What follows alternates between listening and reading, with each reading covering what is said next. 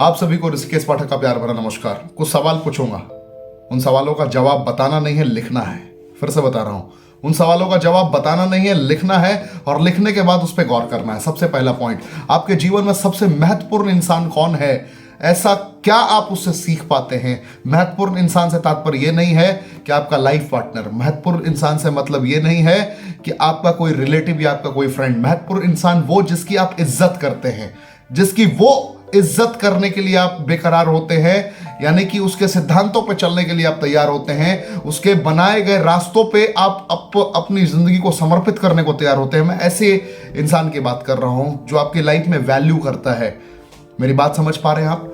उसके 3 ऐसे कौन से सिद्धांत हैं जिन सिद्धांतों पे चलकर आप अपने मुकद्दर को संवारता हुआ महसूस कर सकते हैं, आप खुद को अपग्रेड होता हुआ महसूस कर सकते हैं। सबसे पहला पॉइंट ये लिखिए, फिर से दोहराता हूं, ऐसा कौन महत्वपूर्ण इंसान आपकी जिंदगी में है जिसे आप बहुत ही ज्यादा सम्मान देते हैं, इज्जत देते हैं, वो आपके हृदय में सदैव मौजूद रहता है, और उसके 3 ऐसे कौन से सकारात्मक सिद्धांत हैं जो आपको आपके मकाम तक पहुंचने में आपकी मदद कर सकते हैं। दूसरा सबसे इंपॉर्टेंट पॉइंट, आपकी जिंदगी में सबसे बेहतर मित्र कौन है, आपका बेस्ट फ्रेंड कौन है, और आपके बेस्ट फ्रेंड की 3 ऐसी क्वालिटीज क्या हैं जो अगर आपके जीवन में उतर जाएं तो आपको मजा आ जाएगा। ऐसी कौन सी क्वालिटीज हैं जिसे आपने बेहतर तरीके से अपने जीवन में उतार लिया, बेहतर तरीके से किसी के जीवन में भी वो आदतें विकसित हो जाएं तो उनकी जिंदगी संवर जाए, ऐसी क्या चीजें हैं? आप दोनों पॉइंट लिखिए। पहला, जिसे आप बहुत ही ज्यादा मानते हैं, जिसे आप बहुत ज्यादा सम्मान देते हैं, जिसकी वीडियोस देखते हैं आप, जिसकी किताबें पढ़ते हैं आप।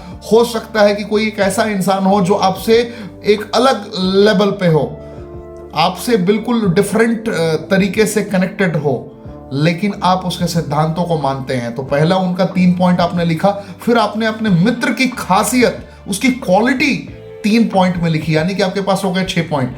तीसरा सबसे इंपॉर्टेंट पॉइंट, उन दोनों की क्वालिटीज को मद्देनजर रखते हुए आप अभी के अभी, मेरी बात समझ रहे हैं आप, अभी के अभी क्या अपने जीवन में उतार सकते हैं, और क्या ऐसा आपको लगता है? जरा विजुअलाइज करिए, परिस्थितियों को विजुअलाइज करिए, फील करिए कि आप ऐसा क्या परिवर्तित कर सकते हैं, ऐसा क्या एक्शनेबल पैटर्न डेवलप कर सकते हैं जो आपकी जिंदगी में आपको अनंत काल तक कामयाबी की ओर लेकर जाए। मेरी बात समझ पा रहे हैं?